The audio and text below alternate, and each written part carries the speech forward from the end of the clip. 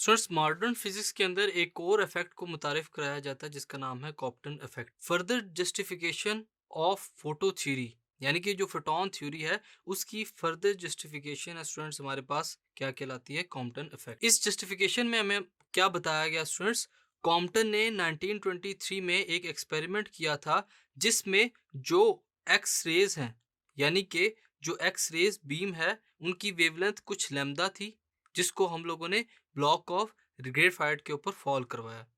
He found that the scattered X rays had a slightly longer wavelength. हम लोग इस experiment में देखते हैं स्टूडेंट्स कि जो एक्स रेज हैं जो कि टकरा रही हैं ग्रेफाइट ब्लॉक के साथ, उनकी जो वेवलेंथ है वो क्या है, लोअर, लैम्डा, उससे हम लोगों ने इसको डिनोट किया। Lambda dash then the incident X rays and hence the energies of the scattered rays were lower. और टकराने के बाद जो उनकी वेवलेंथ है स्टूडेंट्स वो चेंज होकर लैम्डा से लैम्डा डैश हो जाती है, और इसके साथ साथ जो एनर्जीज हैं वो भी लोअर हो जाती हैं। यहाँ पर हम लोग देखते हैं कि जो इनिशियल रेज हैं और जो स्कैटर्ड होने के बाद रेज हैं उनकी एनर्जी के अंदर रिडक्शन पैदा होता है, और ये किस पर डिपेंड करता है स्टूडेंट्स, जो एंगल बताया गया है जिसके अकॉर्डिंगली जिस एंगल के ऊपर जो वेव्स हैं या रेज हैं वो स्कैटर्ड होती हैं उसके ऊपर टोटली डिपेंड करती हैं।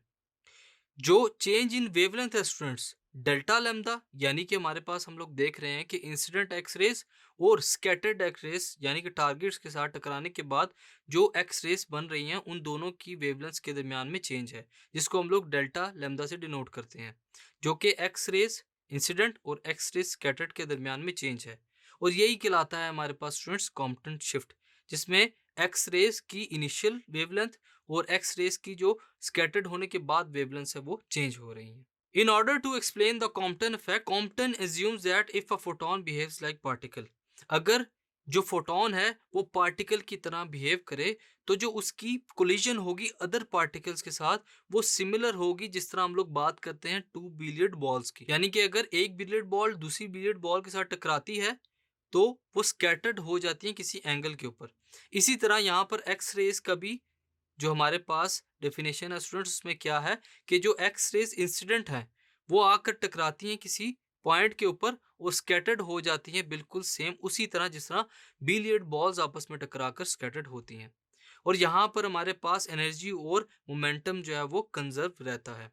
अगर हम लोग देखते हैं कि स्टूडेंट्स जो इंसिडेंट फोटॉन्स हैं वो कोलाइड करते हैं इलेक्ट्रॉन्स के साथ जो कि इनिशियली रेस्ट पर हैं, तो क्या होता है, जो फोटॉन्स हैं वो ट्रांसफर करते हैं कुछ एनर्जी और मोमेंटम को उस इलेक्ट्रॉन के साथ, और फिर वो इलेक्ट्रॉन क्या करता है, उसी मोमेंटम और एनर्जी को लेकर स्कैटर्ड हो जाता है किसी स्पेसिफिक एंगल के ऊपर।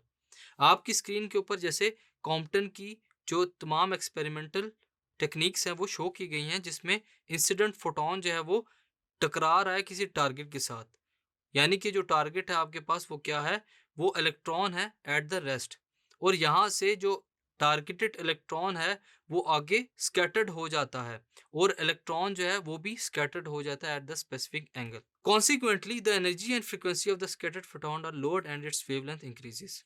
एनर्जीज जो है वो फ्रीक्वेंसीज के साथ रिलेट करते हुए स्कैटर्ड फोटॉन्स की वो कम होंगी, और जो वेवलेंथ है स्टूडेंट्स वो क्या करेगी, इंक्रीज कर जाएगी। यहाँ पर हम लोग अप्लाई करते हैं relativistic energy conservation to collision described, यानी कि कोलिजन को डिस्क्राइब करने के लिए हम लोग रिलेटिविस्टिक एनर्जी कंजर्वेशन को अप्लाई करते हैं।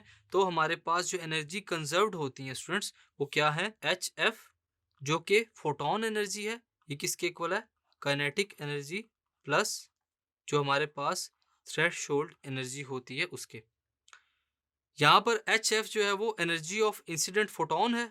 Kinetic energy is the kinetic energy of the given recoiling electron, और काइनेटिक एनर्जी हमारे पास जो रिकॉइलिंग इलेक्ट्रॉन है जो कि आप लोग देख सकते हैं स्क्रीन पर, टारगेट से टकराने के बाद यहाँ पर स्कैटर्ड हो रहा है, उसको क्या नाम दिया गया है, रिकॉइलिंग इलेक्ट्रॉन। तो उसकी जो एनर्जी है वो हमारे पास काइनेटिक एनर्जी से डिनोट की गई। और इसके अलावा जो हमारे पास एच एफ डैश है स्टूडेंट्स वो क्या है, is the energy of scattered photon. यहाँ पर आप लोग देख सकते हैं जो फोटोन हमारे पास स्कैटर्ड हो रहा है उसकी एनर्जी है एच एफ डैश, और इसको हम लोग यहाँ पर लिख लेते हैं कि एच एफ डैश क्या है, energy of scattered photon. So जो हमारे पास कंजर्वेशन ऑफ मोमेंटम है स्टूडेंट्स उसको भी हम लोग लिखेंगे कैसे, P is equal to P nought plus P dash.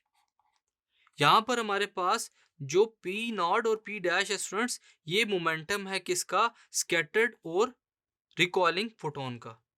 Scattered और रिकॉइलिंग जो इलेक्ट्रॉन है, इन दोनों का मोमेंटम हमारे पास क्या है? पी नॉट और P dash. According to classical electromagnetic theory, अगर हम लोग क्लासिकली एक थ्योरी को देखें स्टूडेंट्स, तो हमारे पास जो इलेक्ट्रोमैग्नेटिक वेव्स हैं वो क्या कैरी कर रही हैं? Momentum of magnitude E over c. यानी कि क्लासिकली जो हमारे पास मोमेंटम होता है वो किसके मैग्नीट्यूड के इक्वल है? ई ओवर सी के। यहाँ पर ई हमारे पास क्या है स्टूडेंट्स? Energy of waves. और सी हमारे पास क्या है स्टूडेंट्स? Speed of light. ये है हमारे पास स्टूडेंट्स मोमेंटम क्लासिकली। हम लोग अगर फोटोन की पिक्चर को देखते हैं स्टूडेंट्स, तो जो जितने भी फोटॉन्स हैं हमारे पास, जिनके अंदर थोड़ा बहुत भी मोमेंटम होगा स्टूडेंट्स, जो कि ई ओवर सी के इक्वल है, वो किसके प्रोपोर्शन होगा? जितनी अमाउंट ऑफ एनर्जीज वो कैरी कर रहे हैं। यानी कि अगर हमारे पास मोमेंटम कंजर्व रहता है, मोमेंटम सेम रहता है बिफोर कोलिजन और आफ्टर कोलिजन, तो हमारे पास जो एनर्जीज है स्टूडेंट्स, वो भी कंजर्व रहेंगी इनिशियली और आफ्टर, यानी कि फाइनली भी हमारे पास जो एनर्जीज हैं वो कंजर्व्ड रहेंगी। सो जो मोमेंटम है फोटोन का, वो हम लोग लिख सकते हैं P is equal to photon energy divided by C speed of light. Photon energy हमारे पास क्या है? HF over C which is equal to H over lambda. Using the incident photon direction, अगर हम लोग इंसिडेंट फोटोन डायरेक्शन जो कि incident आ रहा है स्टूडेंट टारगेट को टकराने के लिए, जिसकी डायरेक्शन एक्स एक्सिस के लॉन्ग है, we can separate this into two components. Incident photons को हम लोग सेपरेट कर सकते हैं डिफरेंट कंपोनेंट्स में। क्यों? क्योंकि यहाँ पे हम लोग देखते हैं कि एक्स एक्सिस के लॉन्ग भी मूवमेंट है और वाई एक्सिस के लॉन्ग भी कुछ फैक्टर्स जो हैं वो मौजूद हैं। तो हम लोग देखेंगे कि इंसिडेंट फोटोन की जो डायरेक्शन है वो एक्स एक्सिस के लॉन्ग है और वाई एक्सिस के लॉन्ग क्या है। इंसिडेंट फोटोन डायरेक्शन है हमारे पास, सबसे पहले बात करेंगे अलोंग एक्स एक्सिस की। अलोंग एक्स एक्सिस हमारे पास क्या है students? H over lambda which is equal to P E. So further अगर हम लोग इसको सॉल्व करें तो हमारे पास क्या होगा? Cos of theta plus H over lambda dash cos phi, जो कि रिलेटेड है एंगल थीटा से और एंगल फाई के साथ। यानी कि जो स्कैटर्ड फोटोन है और रिकॉइलिंग इलेक्ट्रॉन है उसके एंगल्स के साथ जो मोमेंटम है एक्स एक्सिस के अलॉन्ग वो रिलेटेड किया गया है। अगर हम लोग बात करेंगे अलॉन्ग वाई एक्सिस के, तो हमारे पास क्या होगा? जो मोमेंटम है वो जीरो हो जाएगा which is equal to negative of P E sine of theta plus H over lambda sine of phi. और ये कुछ फैक्टर्स हैं जो कि वाई एक्सिस के अलॉन्ग कंसीडर किए जा रहे हैं। सो इन दोनों चीजों को देखते हुए स्टूडेंट्स, कॉम्पटन ने जो रिलेशनशिप ड्राइव किया था वो क्या है?